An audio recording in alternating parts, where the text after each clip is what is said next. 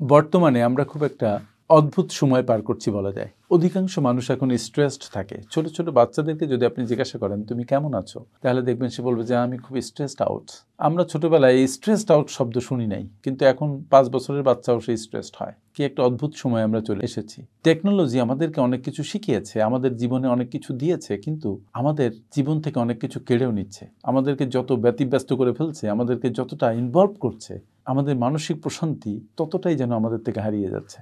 আমাদের ছোট বাচ্চারা স্ট্রেসড থাকে, বৃদ্ধরা স্ট্রেসড থাকে, যুবকরা স্ট্রেসড থাকে, যুবতীরা স্ট্রেসড থাকে। আপনার কিচ্ছু করা দরকার নেই। যদি একটানা কয়েক ঘন্টা মোবাইলে থাকেন, আপনি এমনি প্রচণ্ড বিরক্ত থাকবেন, আপনি স্ট্রেসড আউট হবেন। এবং এই স্ট্রেসড আউট থাকা যদি আপনার লং টাইম ধরে থাকেন, লম্বা সময় ধরে থাকেন, আপনি ডিপ্রেশনে পড়ে যাবেন। ডিপ্রেসড শব্দটাও এখন খুব জনপ্রিয়। আর সঙ্গত কারণেই এখন প্রশ্ন আসে যে এই যে স্ট্রেসের সময়, আপনি এত স্ট্রেস থাকলে আপনি অসুস্থ হয়ে যাবেন, আপনার প্রোডাক্টিভিটি কমে যাবে, কাজে মন বসবেন, আপনি কিছু করতে পারবেন না। সফলতা তো অনেক দূরে থাক, পড়াশোনা করতে পারবেন না, চাকরি পাবেন না ইভেন, আর চাকরি পেলেও ধরে রাখতে পারবেন না। সুতরাং স্ট্রেস থেকে বের হয়ে আসা আপনার জন্য খুবই জরুরি।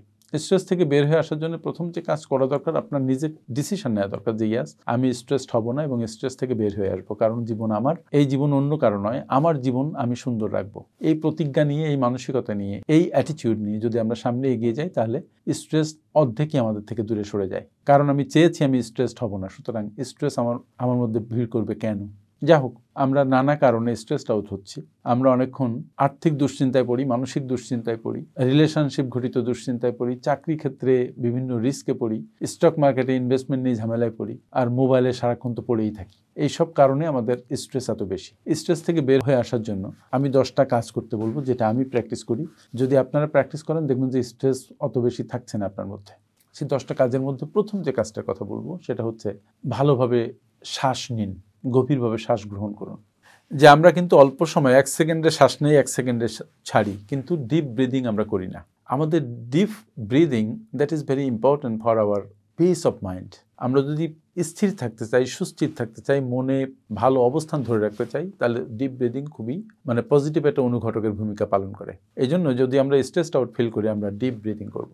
আমরা একটা সময় ধরে ব্রিথ ইন করব, তারপরে আমরা কিছুক্ষণ হোল্ড করব, হোল্ড করে যতটুকু সময় ধরে আমরা হোল্ড করলাম তার চেয়ে একটু বেশি সময় ধরে এটা ছাড়ব। ব্রিদিংয়ের বিভিন্ন এক্সারসাইজ আছে, যদি এটা আপনি নেটে দেখেন তাহলে পাবেন। এই ডিপ ব্রিদিং আপনার মনকে প্রশান্ত করে, আপনার মানসিক অবসাদ কমায় এবং আপনার স্ট্রেস অবস্থা থেকে আপনাকে মুক্ত করতে সহায়তা করে। তবে মাথায় রাখতে হবে, এই যে ডিপ ব্রিদিং, এটা বিভিন্নভাবে করা যায়, কিন্তু শান্ত হয়ে বসে করলে ভালো, বা স্ট্রেট হয়ে শুয়ে যদি আপনি ডিপ ব্রিদিং করেন, দ্যাট ইজ অলসো গুড। অনেকক্ষণ সকালে যখন আপনি হাঁটতে যান বা সন্ধ্যায় যখন হাঁটতে যান, তখনও আপনি এই ব্রিদিং প্র্যাকটিসটা করতে পারেন। ইনহেল, তারপরে হোল্ড করা, তারপরে এক্সহেল করা। বেশিরভাগ ক্ষেত্রে এটা হচ্ছে আপনি নাক দিয়ে শ্বাস নিয়ে হোল্ড করে এটা মুখ দিয়ে ছাড়া। এটা দিনের যে কোনো একটা ভালো টাইমে আপনি 8-10 মিনিট 15 মিনিট ধরে এটা করতে পারেন। প্রতিদিন যদি এই অভ্যাস আপনি করেন, তাহলে দেখবেন যে আপনার স্ট্রেস ভাবটা অনেক কেটে গেছে। আর যখনই আপনি স্ট্রেসড আউট হবেন, তখন এই প্র্যাকটিসটা করতে পারেন। ইট উইল হেল্প। নাম্বার 2, নিয়মিত ব্যায়াম করুন। ব্যায়াম শুধুমাত্র শারীরিক স্বাস্থ্যই নয়, মানসিক স্বাস্থ্য উন্নত করে। আমরা জানি ব্যায়াম করার সময় একটা জিনিস ঘটে, সেটা হচ্ছে আমাদের শরীরে এন্ডোরফিন নামক যে হ্যাপি হরমোন আছে, সেটা নিঃসৃত হয় এবং যা আপনার মনোযোগ বৃদ্ধি করতে হেল্প করে এবং মানসিক শান্তি আনতে দুর্দান্তভাবে সাহায্য করে। এটা কি করবেন? প্রতিদিন অন্তত 30 মিনিট হাঁটুন বা ছোট ছোট স্টেপে দৌড় দিন। যোগ ব্যায়াম করতে পারেন, মেডিটেশন করতে পারেন, এটাও ভালো ফল দেয়। তারপরে আপনি যে কোনো ধরনের শারীরিক কার্যকলাপ যেটা আপনার পছন্দ, ইউটিউব দেয়, দ্যাট উইল হেল্প। এক জায়গায় দীর্ঘক্ষণ বসে থাকাটা খুব শরীরের জন্য নট গুড। নাম্বার 3, এটা হচ্ছে মেডিটেশন করুন। মেডিটেশন আপনার মনকে প্রশান্ত করতে দুর্দান্ত ভূমিকা পালন করে, আপনার গভীরভাবে চিন্তা করতে শেখায়। কথা বলে যে যখন আপনি প্রেয়ার করেন, নামাজ পড়েন, বা অন্য ধর্মের মানুষরা যখন প্রে করেন, তখন তিনি খোদার কাছে চান, খোদা আপনার কথা শোনেন। আর যখন আপনি মেডিটেট করেন, তখন মূলত কিন্তু আপনি খোদাকে শোনেন, ঈশ্বরকে শোনেন, আল্লাহকে শোনেন। Meditation is very powerful. প্রতিদিন অন্তত 10 থেকে 15 মিনিট চোখ বন্ধ করে রিল্যাক্সড হইতে মেডিটেশন করবেন। মেডিটেশন আপনি নিজে শিখতেও পারেন, এখন নলেজ ভেরি অ্যাভেলেবল, অথবা বিভিন্ন জায়গায় মেডিটেশন শেখায়, যারা গুরু আছে তাদের কাছেও শিখতে পারেন। But do meditate, it helps a লট।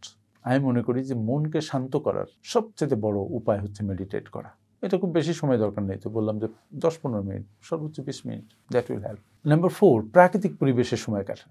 আমরা তো আসলে প্রকৃতিরই একটা অংশ, প্রকৃতির সাথে আমাদের সংযোগ দুর্দান্ত, কিন্তু শহরের জীবনে এসে আমরা প্রকৃতি থেকে নিজেদেরকে বিচ্ছিন্ন করে ফেলেছি। আমরা একটু মাটিতে হাঁটিও না, মাটির সাথে আমাদের যে সম্পর্ক সেটা পুরো বিচ্ছিন্ন হয়ে গেছে। প্রাকৃতিক পরিবেশে সময় কাটানো খুবই খুবই দরকার। সকালে হোক সন্ধ্যায় হোক পার্কে যাওয়া, প্রকৃতির সান্নিধ্যে যাওয়া, গাছপালার সান্নিধ্যে যাওয়া খুবই দরকার, যেটা আমরা হারিয়েছি। শৈশব আমাদের জীবন থেকে হারিয়ে গেছে। এখনকার বাচ্চাদের জীবনে শৈশব নেই বললেই চলে, মানে আমরা যেভাবে শৈশব কাটিয়েছি।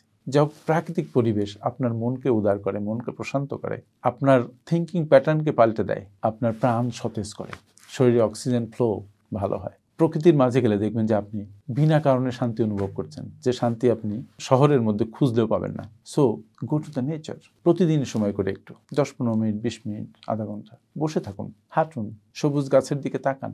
এটা আপনার মনে এবং শরীরে নিউ ফর্ম অফ এনার্জি দেবে। নাম্বার 5, যতটা পারুন হাসুন। হাসবেন কিভাবে? হাসা তো খুব কঠিন।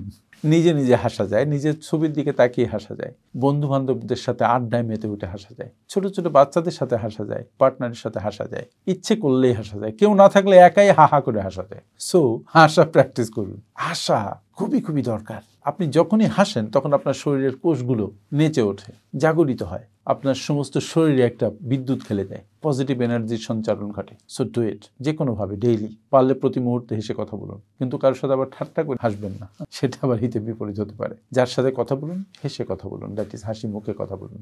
একা একা মন খারাপ থাকলে ওটা হাসির চেষ্টা করুন, দেখুন না ভালো লাগবে। আর মোটে যদি হাসি না পায়, এক কাজ করেন না, কমেডিয়ানদের করা ছবি দেখুন, হাসির বিভিন্ন শো আছে সেগুলো দেখুন, ছোটবেলায় হাসির ঘটনা ঘটেছে সেটা মনে করে হাসুন, ইচ্ছে করে হাসুন, ইচ্ছে করে মন খারাপ করে বসে থাকবেন না, নিজে ভাবুন যে হাসতে হবে, হা হা হা হা করে হাসুন, ঠিক আছে?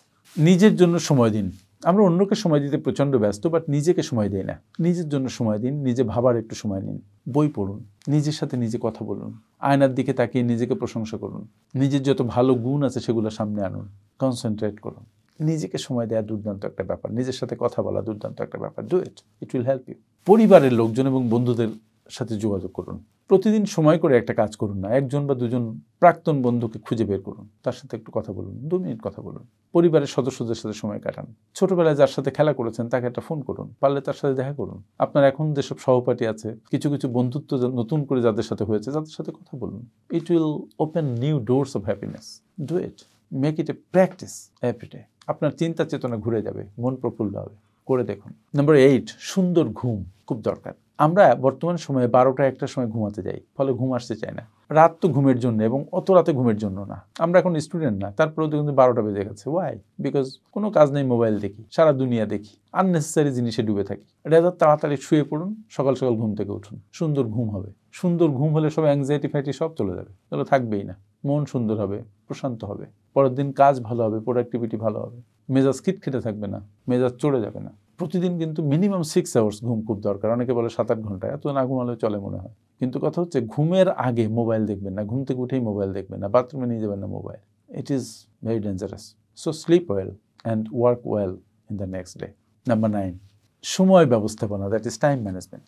Time management is a very vital thing in our life.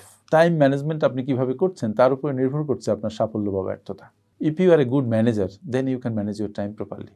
If you are not focused, you cannot manage your time. So time manage করতে না পারলে আপনার সব জায়গায় গড়বড় শুরু হয়ে যাবে। Make a list of your works, make a routine and just comply that. Productivity বাড়বে, আপনার সর্বক্ষেত্রে উন্নতি হবে। Do it. নাম্বার 10, শেষে আমি যে পয়েন্টটা বলবো, that is very vital point, খুবই গুরুত্বপূর্ণ একটা পয়েন্ট। সেটা হচ্ছে স্বাস্থ্যকর খাওয়া দাওয়া করুন, হেলদি ফুড খাওয়া।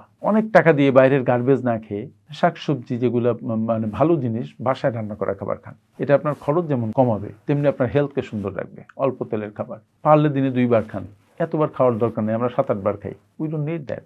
আমাদের যে পরিমাণ কনজাম্পশন দরকার, যে পরিমাণ ফুয়েল দরকার, তার চেয়ে অনেক বেশি ফুয়েল আমরা দিচ্ছি, ফলে প্রসেস করতেও অনেক ঝামেলা হচ্ছে, মেটাবলিজম প্রক্রিয়া ডিস্টার্ব হচ্ছে।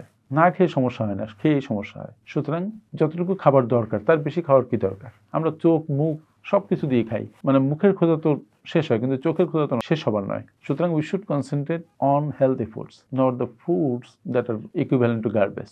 আমরা যদি এই 10টা নিয়ম ফলো করে যদি আমরা আমাদের মানসিক চাপটা কমাতে পারি, চিন্তা করেন তো আমাদের জীবনটা কত সুন্দর হতে পারে। আমাদের যত চাপ, মূলত মানসিক চাপই বেশি। শারীরিক কোনো ক্ষত খুব কুইকলি সারিয়ে ফেলা যায় বা একটা সেরে গেলে আর সেই ক্ষত আপনাকে পেইন দেয় না, কিন্তু মানসিক চাপ, মানসিক ক্ষত তৈরি হলে সেই ক্ষত সারতেও দেরি হয় এবং আপনাকে প্রশান্তি দিবে না এক মুহূর্ত। সুতরাং মানসিক চাপটাই সবচেয়ে বড় চাপ। এই চাপ থেকে বেরিয়ে আসা আমাদের জন্য খুব দরকার। একটু চেষ্টা করুন, কাজ করতে থাকুন, হার্ড ওয়ার্ক করুন, মানসিক চাপ চলে যাবে। কোনো খুব গরিব মানুষের মানসিক চাপ দেখছেন? নো। যারা পরিশ্রমী মানুষ তাদের মানসিক চাপ দেখছেন? নো। আমাদের শুধু মানসিক চাপ, আমাদের বাচ্চারা বিরাট মানসিক চাপে ভুগে। যাদের প্রচুর অভাব আছে তাদের মানসিক চাপের অভাব আছে, মানসিক চাপের প্রাচুর্য তাদের নেই। সো মানসিক চাপ থেকে দূরে থাকুন এবং আপনি চাইলেই সেটা পারবেন। থ্যাংক ইউ ভেরি মাচ আমার সাথে এতক্ষণ থাকার জন্য।